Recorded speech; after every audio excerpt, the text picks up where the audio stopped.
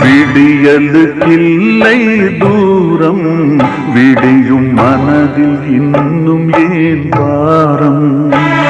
உன் நெஞ்சம் முழுவதும் வீரம் இருந்தும் கண்ணில் இன்னும் ஏன் வீரம்?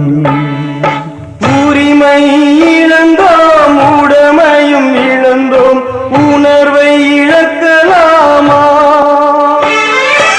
உணர்வை கொடுத்து உயிராய் வளர்த்த கனவை மறக்கலாமா?